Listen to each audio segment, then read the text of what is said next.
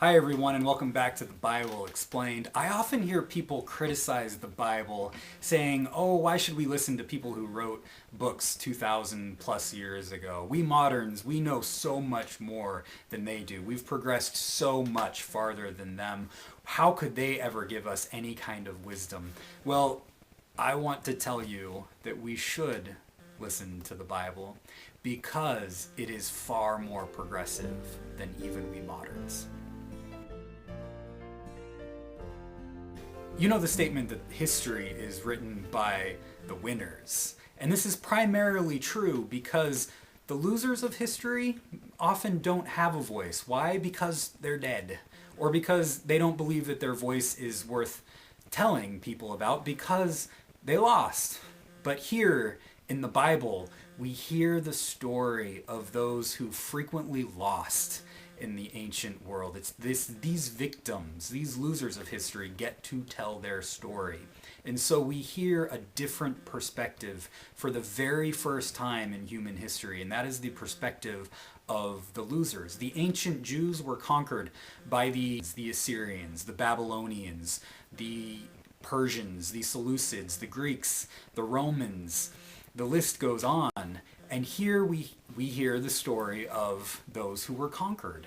Now, when we listen to the voice of the victims of human history, there's something in there that might make us feel uncomfortable. For example, the Psalms have this prayer that are often quoted by atheists trying to debunk the Bible. And it says, I wish that God would dash their babies' heads against the rocks. Now, that makes me squirm inside. But here's why it's important.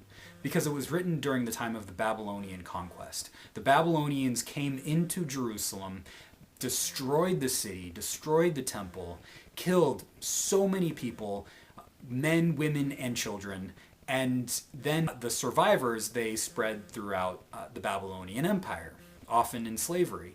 How would you respond if somebody came to your nation and did the same thing?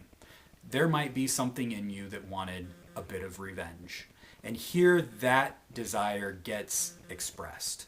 Now, why the part about the children? Because it's generational. One generation trains the next generation to be just as violent as the previous generation so that the nation can continue its conquest of the world. So why do they pray for children's head to be dashed against the stones?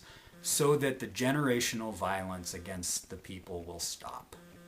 Again, it makes me squirm inside, but you can understand. Another voice that we hear in the Bible comes from Genesis. Last time I talked with you about the image of God being with all people. We find it in Genesis chapter 1. Why is this so important? Well, because that passage was written down during the Babylonian conquest.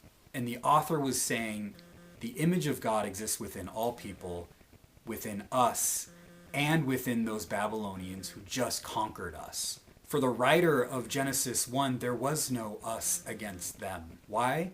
Because everybody is created in this image of God, even those we call our enemies. We moderns, we still divide the world into us and them. But here, in Genesis, we get this progressive message that you can't divide the world into us against them, because everyone has sacred worth.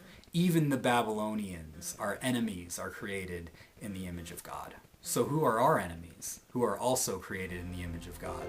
And how will we treat them? Hey, thanks for watching this episode of the Bible Explained.